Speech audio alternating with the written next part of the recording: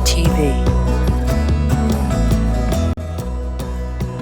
As fate would have it, I am not having quite as good of a hair day today, but it's not bad.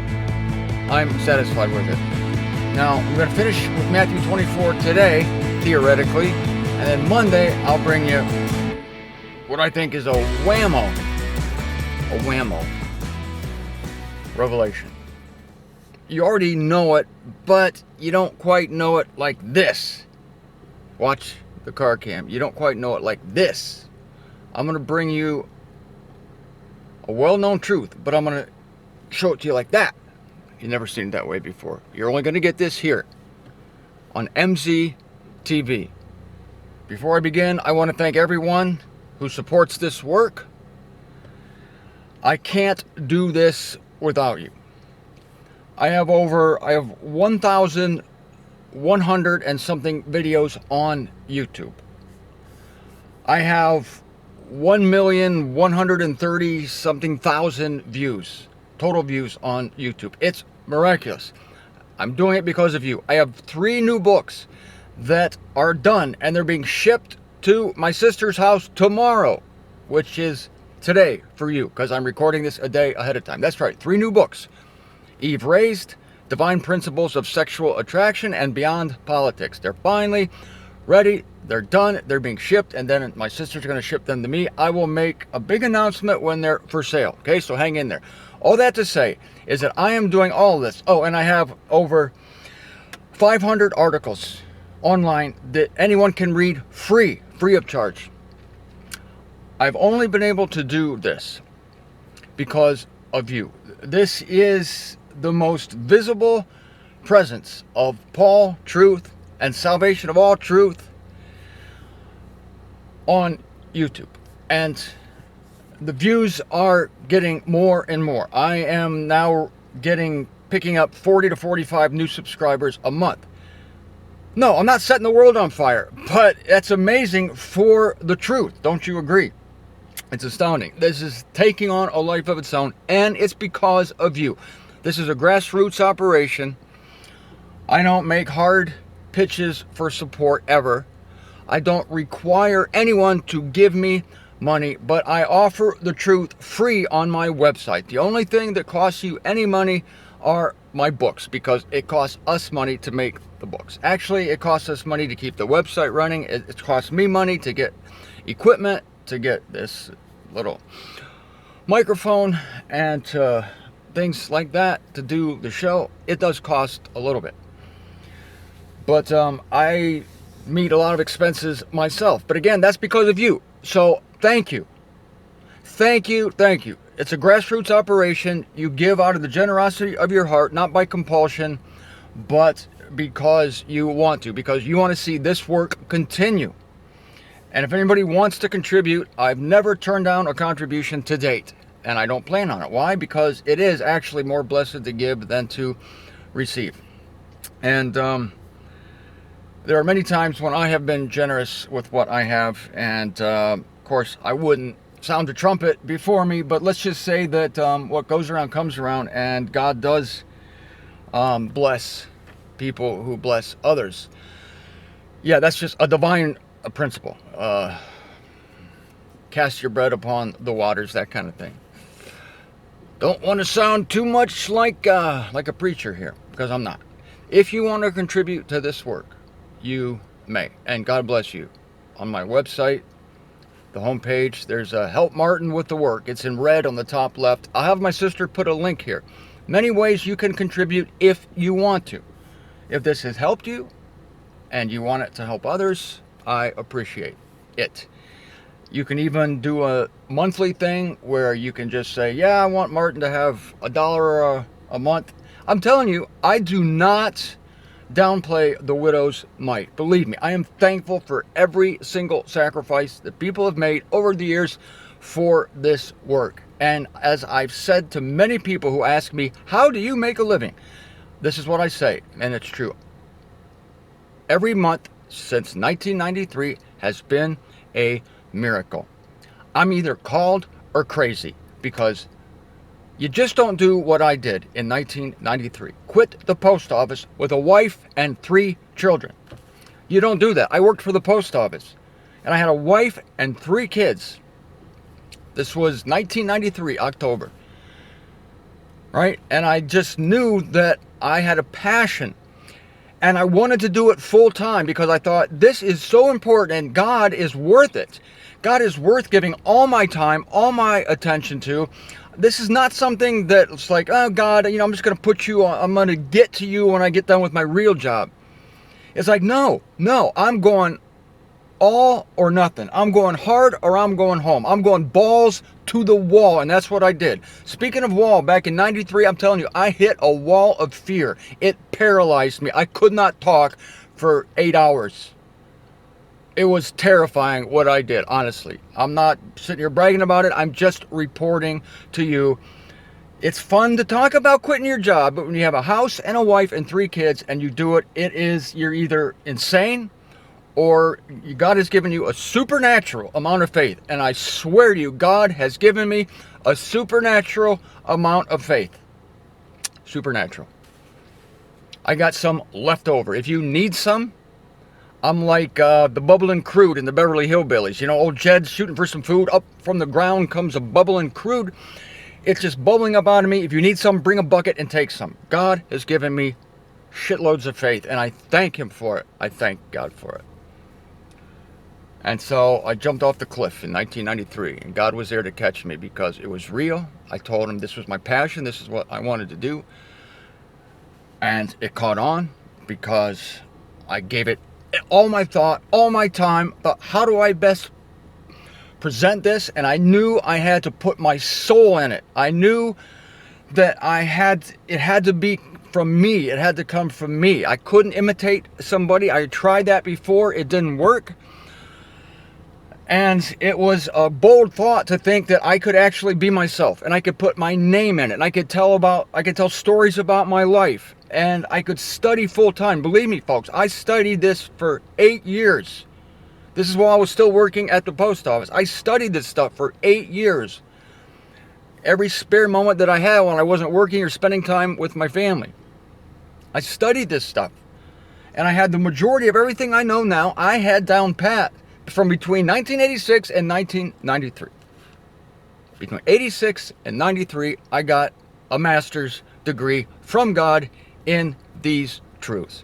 Yes, I've added to it. I've added maturity. I've added details. I've added nuance. But the basic foundations of what I know have not changed in 30 years. And I know you appreciate that. And believe me, I thank God every single day that is the case. There's one thing I would hate to have to tell you, and I feel sorry for people who come to the truth after years of teaching the wrong thing. They have to say to people, don't listen to anything I said before 1987, or don't read anything I wrote prior to 1989. But I can tell you that everything I've written and everything I've spoken since 1993, even before that, really, because I started writing in 1986, but I only had some of the pieces in place by 86. By 87, I probably had by 88 for sure. And then, the timing wasn't right. But in God's timing, it was right. And I'm telling you, I've said this before, but I don't know how I got off on this, but I told you this before. Truly, it was a field of dreams moment where if you build it, they will come. That's what it was. I love to talk about it. I don't care how many times you've heard it.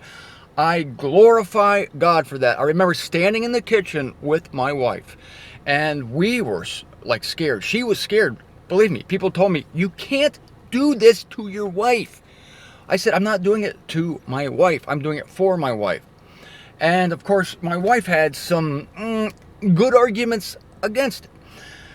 And I tried to make, this is new information probably, I haven't told this part.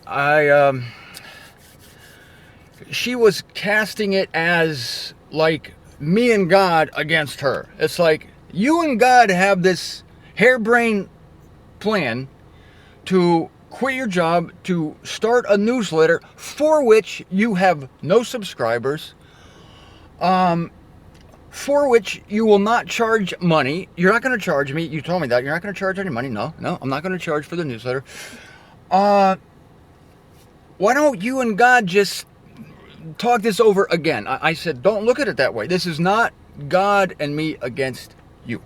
This is God against both of us. Do you think like I am being just pirouetting into this thing? This thing is killing me. I told my wife, I said, I am responsible for my family. When Adam sinned, who sinned? It was Eve that sinned. But what do we hear? As in Adam, all are dying. Why do we hear that? Why doesn't it say, as in Eve, all are dying? Eve's the one who was deceived by the serpent. Adam wasn't deceived. Paul makes that plain somewhere in 1 Timothy or something. Paul says Adam was not deceived, but the woman coming to be deceived came into the transgression. Why don't we hear as in Eve all sinned? Why isn't Christ called the last Eve? Why? Because Adam was responsible for his family, because he's the man. He's the frickin' man. And he takes the heat, he takes the brunt, he takes the responsibility, and if the thing goes down, he's responsible. He answers to God. The man does. The man protects the woman, and the man stands between his wife and God, and he protects her. And I'm telling you, that's what I'm talking about. That's part of the faith that I'm telling you about right now. That's what it took. Because I knew I was people told me, you're putting your family in peril. You're putting your family at risk. They called it harebrained. They called it loosey-goosey. People called it stupid. They called it foolish. As I told you before, I went to a financial advisor. I laid out my plan. Here's my plan. I have a newsletter and I have no subscribers for it. And I'm not going to charge any money for it. I mean, the guy laughed me out of the office. I'll never forget that day. I went to the phone booth. I called my wife and I said, we're idiots. We're stupid. This thing is totally nuts.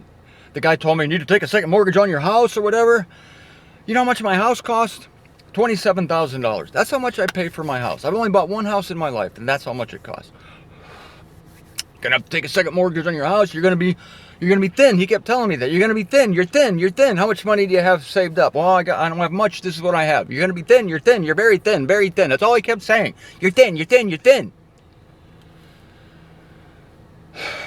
I'm telling you, it was like Gideon's army. God just stripped it down. Stripped it down. Stripped me down. Stripped me down to where I couldn't even talk for 8 hours. And he said, now we go. Now we go. And I said, honey, it's not. I said it just like this. It's not me and God against you. It's God against me and you. When I say against, you know what I mean. It felt like God was pulling us across a field of barbed wire, sprinkled with landmines. But it was that day in the kitchen where I said to her, this gets me every time, very emotional about this, obviously. I said to her, I just know that there are people, remember this is 25 years ago, I didn't know a single one of you. I stood in the kitchen and I said, I just know that there are people out there that we're supposed to meet and we're supposed to help. And if we don't step out in faith, if we don't do this, they're not going to get the help. We're destined to meet them. They're destined to know us. You see how I think in the relative world as I'm supposed to? Do you see how practical I am? Faith comes by hearing. Hearing by a declaration of God. How can they hear unless someone is sent, right? How can they hear unless someone is sent? Happy are the feet of those who bring a tiding of good. And I have brought you tidings of good, of grace, of the greatness of God for 25 years now. And I have happy feet. I'm not going to show them to you right now, but they're happy feet. But they got dragged through the barbed wire. And I said, we're just destined to meet these people. It was so Field of Dreams. Do you remember that? Kevin Costner tears down his corn, tears down his cash crop in order to build a baseball field in the middle of Iowa. Because one day when he was in the corn, he heard a voice that said, build it and he will come. I didn't hear a voice in the cornfield. I didn't hear audible voice at all. But in that still small part, my heart and my mind, I heard, build it and they will come. You tear down your crop, quit the post office, that's the equivalent. Tear down your corn, quit the Postal Service. Once you quit the Postal Service, I'd worked there for 8 years. You can't go back. It's not like I burned any bridges. The bridges were burned for me. I had no subscribers. But it's as though I heard the voice, build it. They will come. And you have. And now I have over 1 million views on YouTube. And I have enough free material on my website, martinzender.com, that it would take someone a couple years concentrating on it every day to get through it all. It's a miracle. People ask me how I do it. I don't know. Sometimes I think it's supernatural. But then when I look back on it, I think, no, it's a freaking hard thing every day. Every word I write is hard. Oh, Martin, you write so well. The words just dance off the page. Every one of those words I have to... Every single word I write, I have to drag out of the quarry, haul it up a hill, and take a chisel to it, and set it up. And that's one word. It ain't easy. Nothing about it's easy. Nothing about it is easy. But anyway, I love that last scene in Field of Dreams where Kevin Costner's playing catch with his father, and you see all the cars coming. All the cars are coming to a little baseball field in the middle of Iowa, and it's supernatural. How did they know? How did they know where to find it? And you see like 1,500 cars are just coming and coming, streaming. They're streaming to Iowa. Like James Earl Jones says in his inspired speech, they'll come to Iowa for reasons that they can't understand. They'll come to Iowa for reasons that they don't even know themselves. And you have found this. You found this. I don't know how. How'd you find my work? I don't know. It has a life of its own. I just throw it out there, and I barely know how to do that. Barely. I'm barely literate enough in technology to get this show to you. And I thank God for the help of my sister, Kelly. She gets it to you every morning. She gets the newsletter to you every Sunday. And I had no plans on talking about this today. None. None. But I will tell you this. God honors faith. Why not? He gives the faith.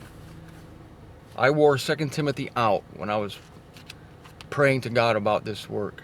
I wore it out, and he gave me peace, and he gave me comfort, and he said to me, is this worthy work? I said, yes, it's the most worthy work that any human being can do on the face of the planet. And he said, then do it.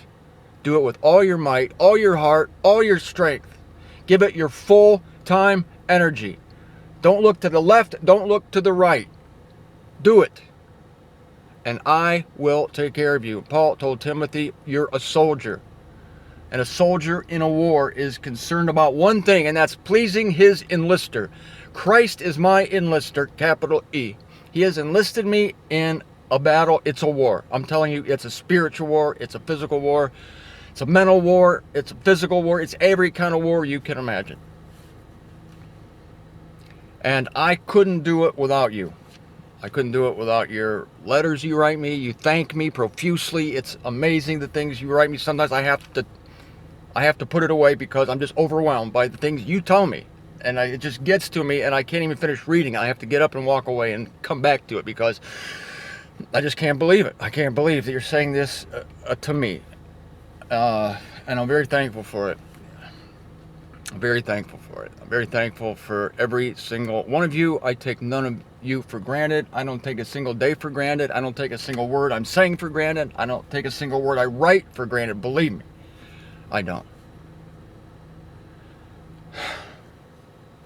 Thanks for listening, and I know that you will never leave me or forsake me, and I will never leave or forsake you.